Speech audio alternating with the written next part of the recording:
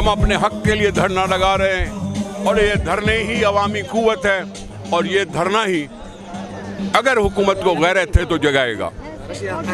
आप खुद देख रहे हैं कि लोगों का जोश, आप खुद देख रहे हैं कि लोग अपने सिंध के वासियों के साथ निभाने के लिए गर्मी की परवाह नहीं करते और आते। वो जो एहतजाज है पूरे सिंध में, ख़ासि डिवीज़न लाड़काने में पानी के खिलाफ़ उन लाइ जेको आहे असां पाण डिस्ट्रिक्ट लाड़काने जा जेके भी आवाम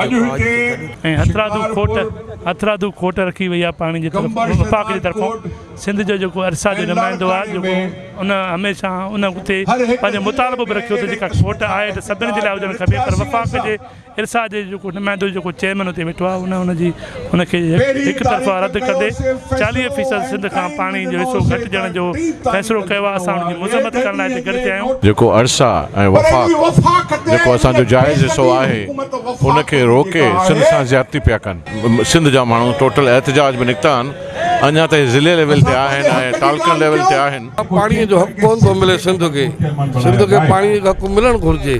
पंजाब पाणी हिसे जो खणे थो, सिंध खे कोन थो ॾे। सिंध आबाद थींदी त मुल्क आबाद थींदो। सिंध सॼो रेवेन्यू ॾे थी पंजाब, इन करे अहिड़े क़िस्म जी का बि न करणु खपे सिंध खां ज़्यादती थिए। अॼु सिंध जो माण्हू हर बचो निकिरी पियो आहे। पाणी आहे, जियापो आहे, पाणी बसि फसल थींदा त हर शइ थींदी। इन फसलुनि ते इन्हनि ते सिंध हलंदी आहे, मुल्क हलंदो आहे। ऐं हिन महिल ताईं पाणी न पहुतो आहे, हिन खां अॻिते हली ईंदो त हुन मां छा थींदो। लाज़मी आहे उहो अनाज एतिरो घटि रहंदो, ओतिरो लॉस पवंदो। सदाई वीचारी सिंध जेकी आहे ॾुखनि में सूरनि में